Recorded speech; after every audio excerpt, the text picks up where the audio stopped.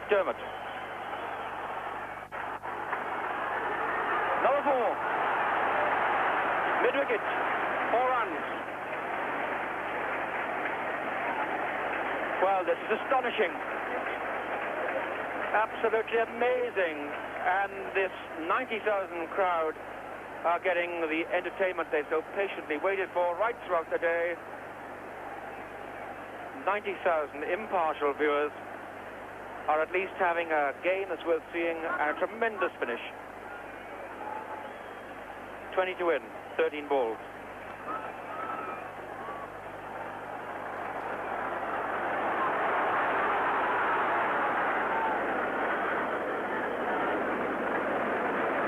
Last ball, De Freitas keeps strike. 19 runs England require to win, and there are 12 balls left.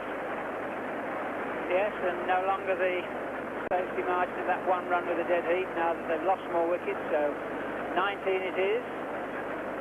2 overs to be bowled. How would you like to be either Steve Waugh or Craig McDermott, or for that matter Neil Foster, or Philip De Freitas, or even Gladstone Small and Eddie Hemming? The only people left to figure in the spotlight. That's what they have to do. 19 of 2 overs. Waugh to bowl to De Freitas. There are 4 men inside the circle, of course, and the keeper and the bowler. Everyone else around the boundary line. In comes Steve Waugh. Oh. Well, that all but bowled him. I don't think De Freitas is going to hang around here. Well, every sign of enjoying it. Down. Oh, dear. One more coat of paint on the bail. It isn't that funny. 1 ball gone, so it's now 11 balls. 19 wanted.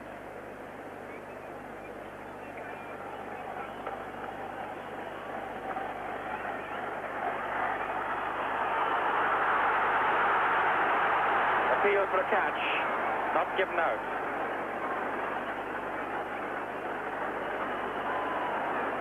Everyone waits. Alan Board has had a word with the umpire. Appeared to be an inside edge, or so the Australians thought. Whether it carried or not is doubtful.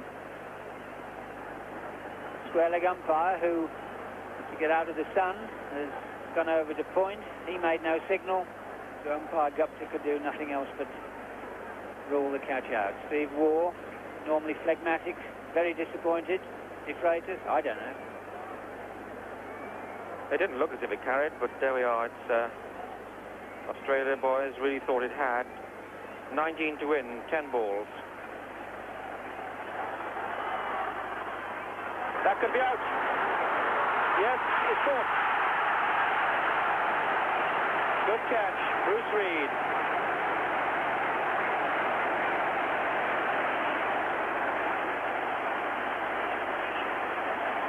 De Freitas scored a marvellous 17, but he's gone now, caught by Reid at long off of the bowling of Waugh. Well, look at that innings of De Freitas. 2 4s and a 6 off just 10 deliveries. This is how it ended. Going for the big one again. Picking the tallest man in the game, Bruce Reid.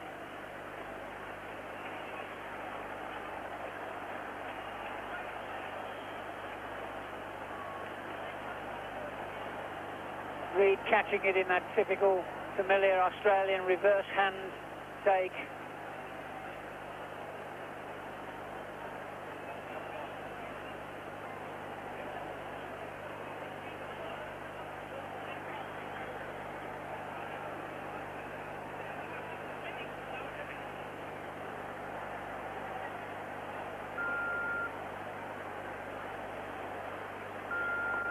Well, what a marvellous ending. 9 balls left. 3 in this over by Steve Waugh, and England 19 runs short. All looks to be lurching Australia's way, and you can't deny them that. And yet this is a brave effort, led by De Freitas down the order. Before that by Lamb. Well, you do this and I'll do that.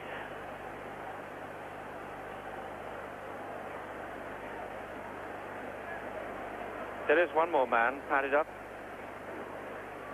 Bless him. And that's Eddie Hemmings.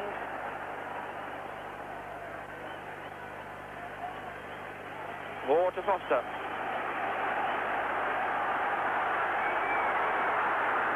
Leg by.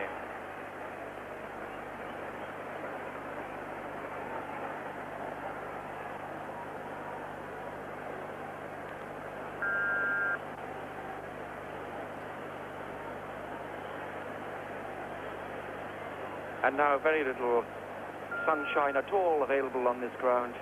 Just catching the top half of Steve Waugh. Sun dropping fast. England's chances receding fast. But this is Gladstone's Moor.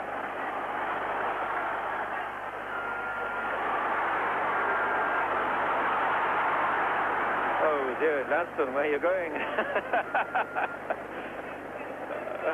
It's Sunday, Calcutta. World Cup final. 1 to Gladstone's ball. It's in the air. First bounce to Reid. 17 to win. 7 balls left.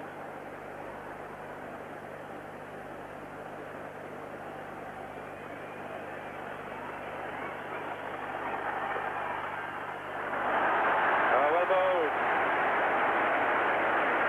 Very good bowling by Steve Waugh, the in-drifting Yorker. High court end. 6 balls left in this innings, 17 runs to make. Gladstone's ball of batsman.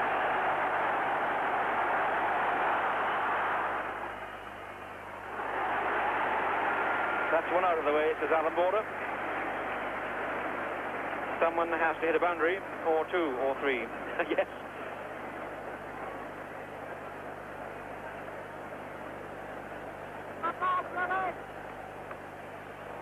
Oh, well, that's going back and over, I'm afraid. Back a ball, rather.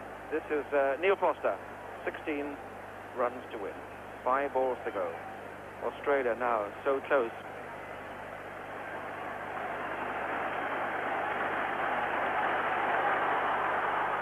Gone somewhere. Mid-wicket.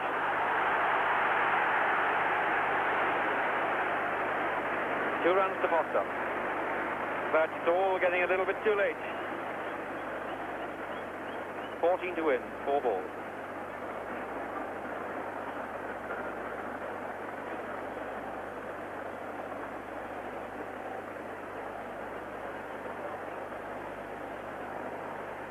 In case you want to know the score, it's 240.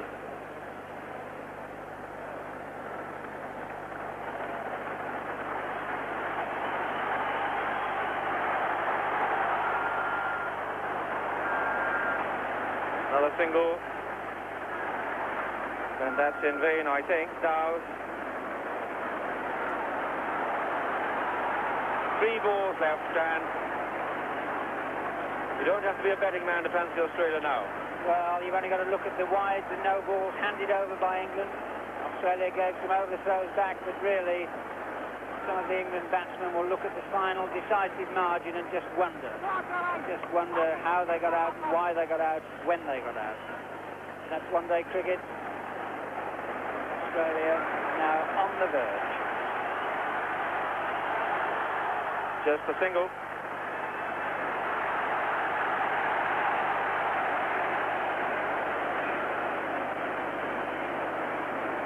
Two balls left. 2 sixes will win it.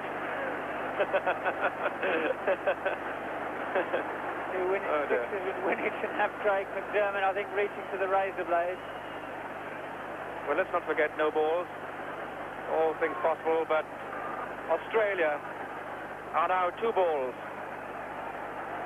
or maybe 1, from victory.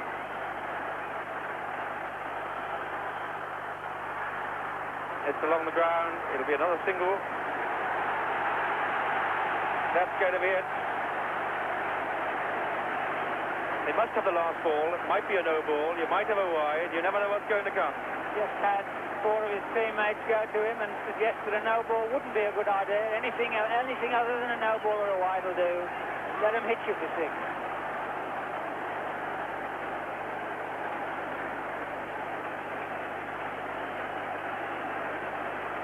so really all over.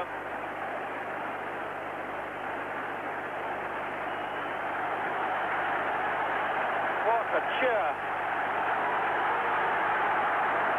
Noble effort by Foster. His job's bowling, not batting. Picked up on the deep cover boundary by Valletta.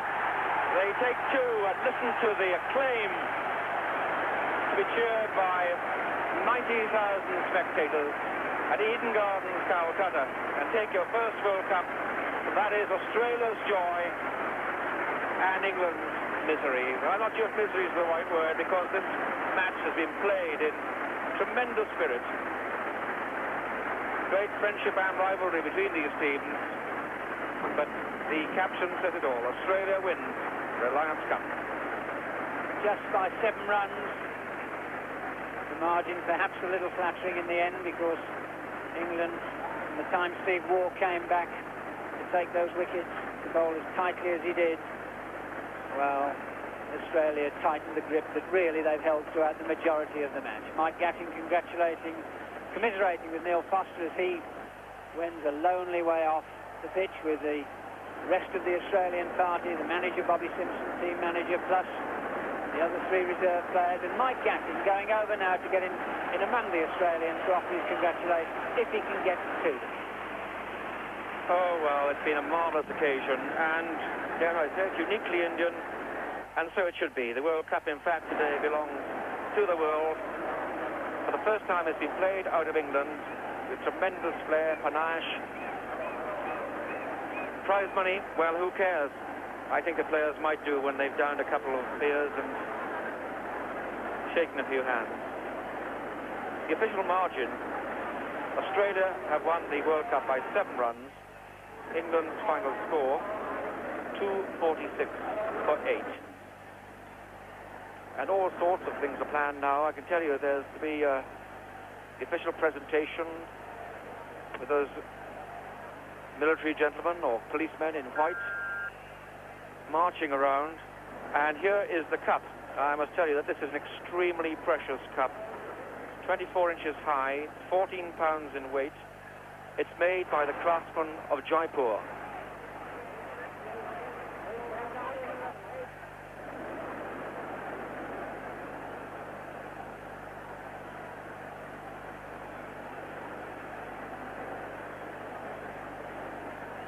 The cup is gold plated, 24-carat gold. Underneath is pure silver. Really is a tremendous work of craft. The crown on top, the Reliance logo, is in pure diamonds. And then around the body are the 8 inscribed flags of the participating nations. A truly wonderful trophy to win. In fact, the trophy will always stay here in India, but a wonderful replica is going to go with the Australians back to Australia.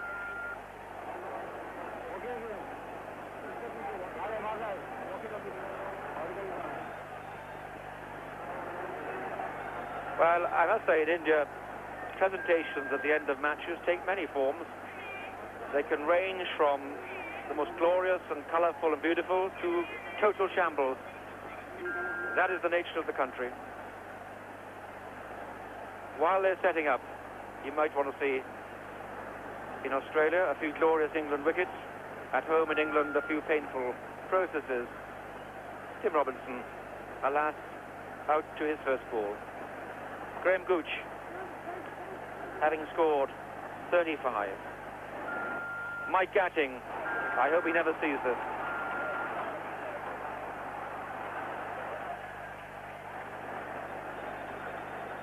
And that's Phil Athey.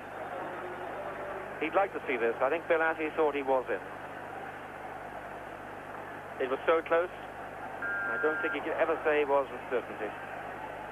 In the hands, through the stumps, looked out. Paul Downton trying to win the game on his own in the middle of the order. Hit the toe end of the bat. Simon O'Donnell, the catcher.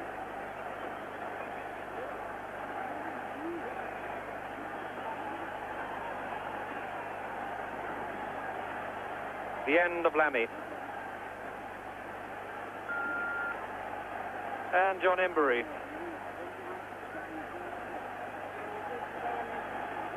Even a man as experienced as Embury set off on a blind man's mission. De Freitas. And there we are.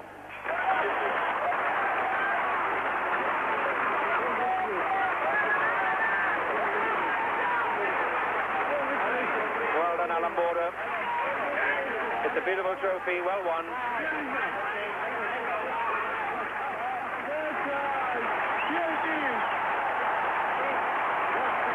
And this moment really crowns a marvellous World Cup played in India, in Eden Gardens, Calcutta. It's a fabulous stage for a very rich prize. And if the Australians are interested, £30,000 to the winning team. Borders worked so hard to mould this young side over a couple of years.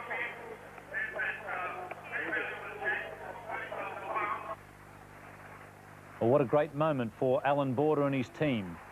They've won the World Cup by 7 runs, and they're now doing a lap of honour at Eden Gardens in front of a crowd estimated to be around about 90,000. Victory by 7 runs in the World Cup of 1987 to Australia, defeating England, and they win £30,000 for first prize, which with the exchange rate as it is at the moment, is plenty of spondulic. Man of the Match award going to David Boone, and he really set Australia on the right path with his fine innings of 75. So the Australians once again batting first and making a good score, and they would be